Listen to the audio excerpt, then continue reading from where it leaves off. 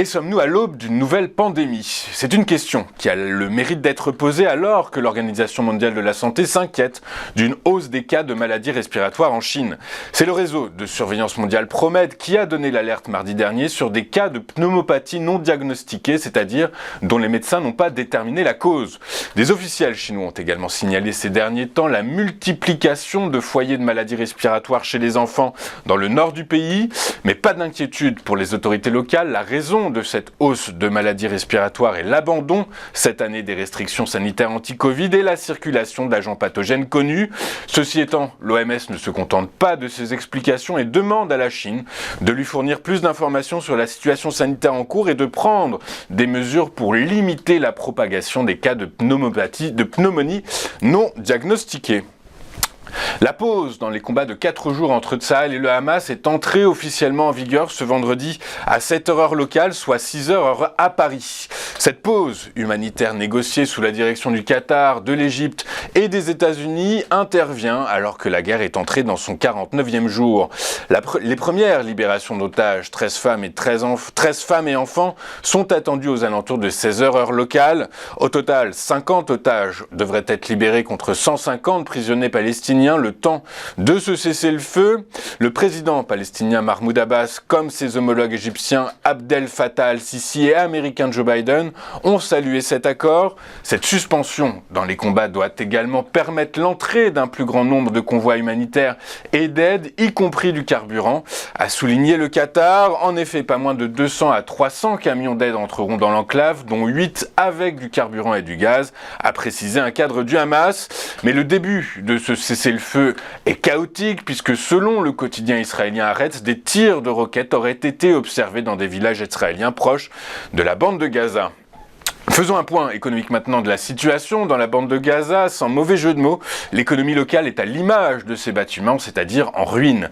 Avant l'attaque du 7 octobre dernier, l'économie de Gaza dépendait à 100% de 2 sources de revenus, l'aide étrangère et l'accès au marché du travail israélien. Or, ce dernier a désormais totalement disparu et probablement à jamais. La seule chose qui reste est l'aide étrangère, selon les économistes qui s'intéressent à la région.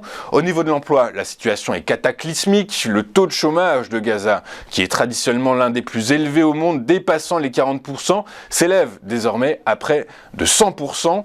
Après un mois de guerre, les habitants de Gaza ont perdu au moins 182 000 emplois, soit 61% de la main-d'œuvre, selon l'Organisation internationale du travail.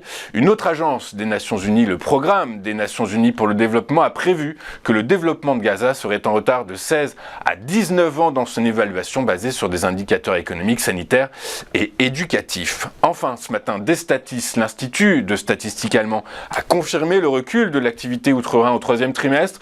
Le PIB a bien reculé de 0,1% en séquentiel et de 0,4% en glissement annuel.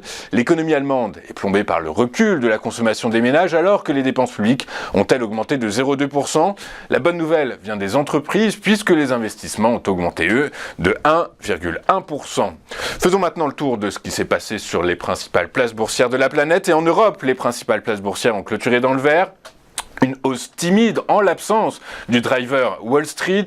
Les investisseurs européens ont particulièrement goûté la publication des PMI qui témoignent d'un ralentissement économique en zone euro, synonyme d'assouplissement prochain de la politique monétaire de la BCE. Les minutes de la réunion d'octobre de la BCE ont également nourri l'appétit d'oiseau pour le risque.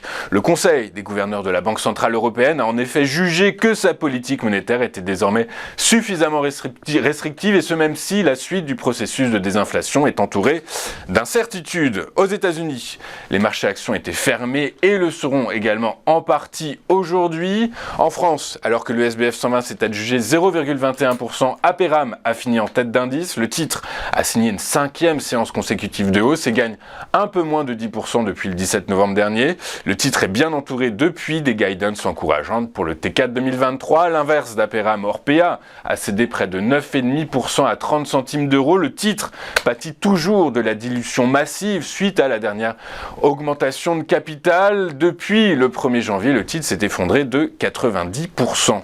Sur les marchés des rendements obligataires, les opérateurs misent sur une baisse des taux de la BCE, puisqu'à la lecture des minutes de la BCE, on comprend qu'une hausse reste encore possible, mais que ce n'est plus le scénario central. Les taux souverains de la zone euro se sont donc logiquement épaissis hier. Le rendement du Bund allemand à 10 ans a clôturé sur un gain de près de 6 points de base à 2,617%.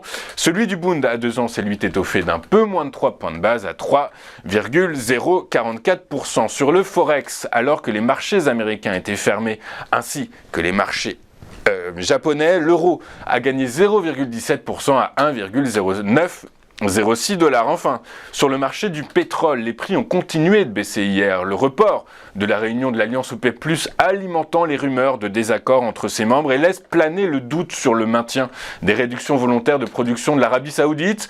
Dans cet environnement, le prix du baril de Brent de la mer du Nord pour livraison janvier a reculé de 0,66% pour clôturer à 81,42 $. Son équivalent américain, le baril de West Texas Intermediate avec échéance janvier, a lui cédé quasiment 1% à 76,34 $. Le baril, nous allons marquer une toute première pause dans cette édition du 24 novembre 2023 et juste après, nous aurons le plaisir, comme convenu, comme promis, de retrouver sur le plateau de TV Finance Antoine Quesada qui va commenter pour nous l'ouverture de la séance à Paris. À tout de suite sur TV Finance.